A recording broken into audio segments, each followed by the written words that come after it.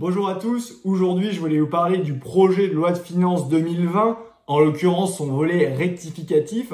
Vous allez me demander pourquoi, parce que j'ai déjà parlé des mesures de sauvegarde que voulait prendre le gouvernement. L'idée c'est de regarder les autres dépenses prises dans le cadre de la crise du Covid-19. En l'occurrence, quand on va en page 15 de ce document, on voit qu'on va verser encore plus à l'Union européenne que ce qui était prévu, en l'occurrence 1,9 milliard d'euros.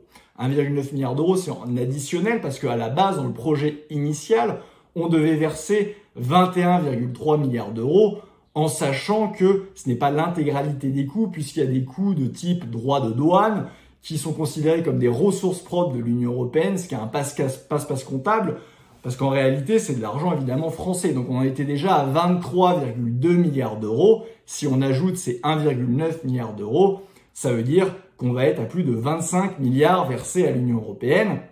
Alors après, évidemment, l'Union européenne nous reverse de l'argent. En l'occurrence, en 2018, c'était 14,8 milliards d'euros.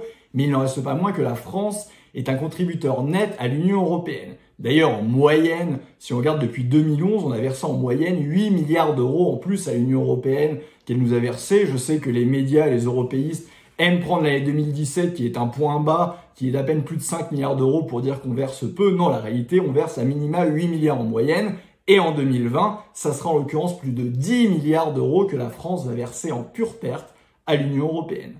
Quand on compare à des choses qui parlent plus aux gens, en l'occurrence, le plan d'économie de l'hôpital public demandé depuis plus de 10 ans, c'est moins que ces 10 milliards d'euros. C'est pour vous dire l'aspect colossal de cette somme. Et cette somme et ce coût est amené à augmenter puisque dans le cadre du Brexit, on va perdre un contributeur net de l'Union européenne et qui va payer, ce sont les autres contributeurs nets, dont la France. Et donc notre contribution va passer de 10 milliards à quelque chose comme 15 milliards d'euros, ce qui est énorme, c'est l'équivalent de la construction et du fonctionnement de 10 000 crèches, la construction de 375 hôpitaux, ou même c'est un coût de 909 euros par foyer fiscal français imposable à l'impôt sur le revenu. Donc l'Union européenne nous coûte un pognon de dingue et nous coûtera encore plus cher.